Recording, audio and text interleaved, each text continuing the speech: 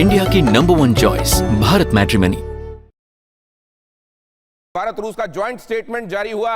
उन्नत हथियारों का को प्रोडक्शन होगा, साथ में इसको बनाया जाएगा, सह उत्पादन होगा।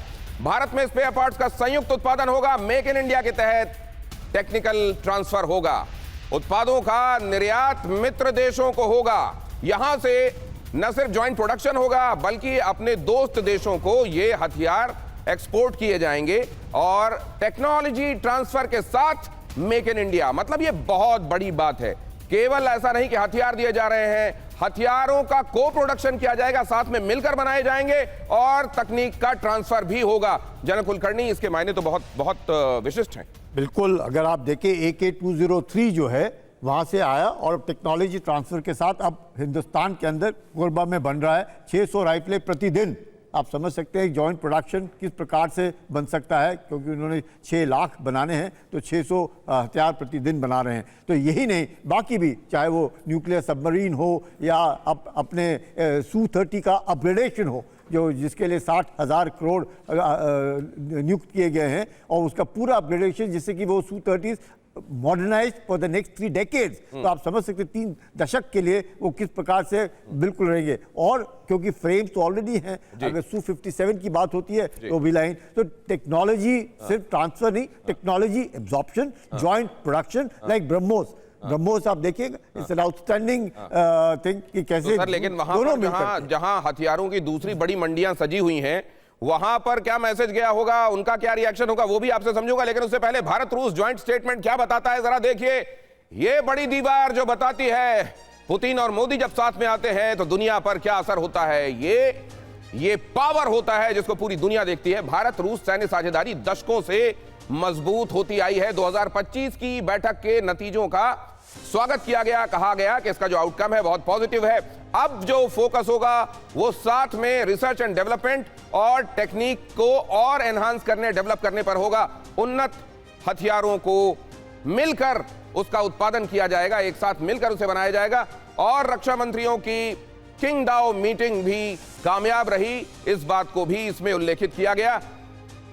इंद्रा सैन्य अभ्यास की सराहना हुई। बताया गया कि इंद्र सैन्य अभ्यास बहुत कामयाब हुआ। सैन्य प्रतिनिधिमंडल एक्सचेंज और ज्यादा बढ़ेंगे, इस बात को भी रेखांकित किया गया। भारत में स्पेयर पार्ट्स का संयुक्त उत्पादन होगा, मित्र देशों को ये भेजे जाएंगे। मेक इन इंडिया के तहत टेक्निकल ट्रांसफर भी होगा और ये टेक्नोलॉजिकल ट्रांसफर बड़ा इंपॉर्टेंट है। उत्पादों का निर्यात मित्र देशों को किया जाएगा।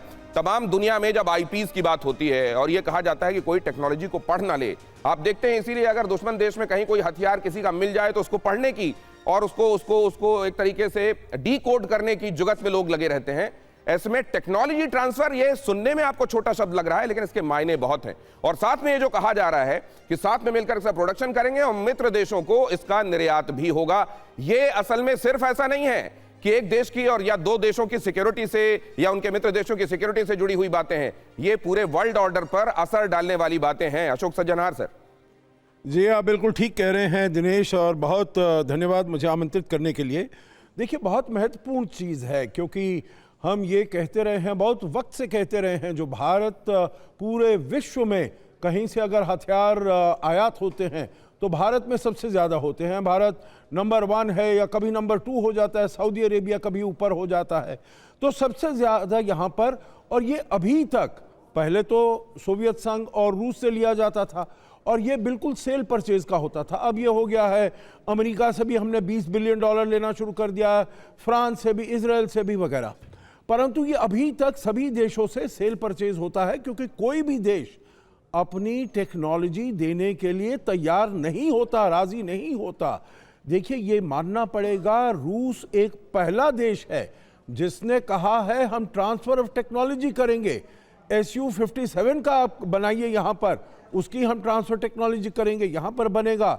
अभी जो इन्होंने बताया है AK-203, कलाशनिकोव, ब्रह्मोस, सब यहीं पर बन रही हैं, भारत में बन रही हैं। तो और कोई देश आप देख रहे हैं, हमारा एमका प्रोजेक्ट जो है, G404 इंजन, बहुत इसके बारे में बात हुई थी जब वो गए थे, प्रधानमंत्री गए थे 2024 में वहाँ पर, जो इसमें हमको मिल रहा है G404 इंजन आ रहा है। देखिए वो बहुत देर तक अब नहीं आएगा।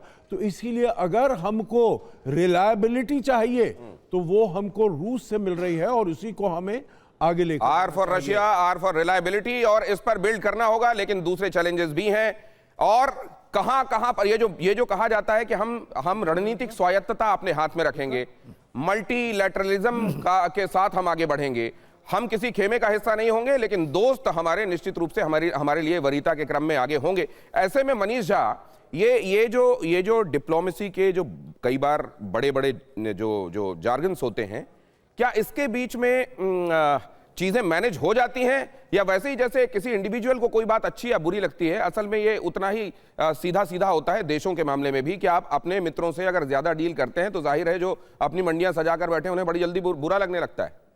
देखिए स्वाभाविक है, क्योंकि आखिरकार धंधा तो किसको नहीं चाहिए, धंधा सबको चाहिए, सब अपने अपने फायदे की बात कर रहे हैं। लेकिन फिर वही है कि हम तो अपनी स्ट्रेटेजिक ऑटोनॉमी को बरकरार रखेंगे और अपना नेशनल इंटरेस्ट देखेंगे, और उसी नेशनल इंटरेस्ट के तहत अगर हम डिफेंस सेक्टर में जाते हैं तो 36% आज की तारीख में हमारे डिफेंस इक्विपमेंट रशिया से लेके आ रहे हैं।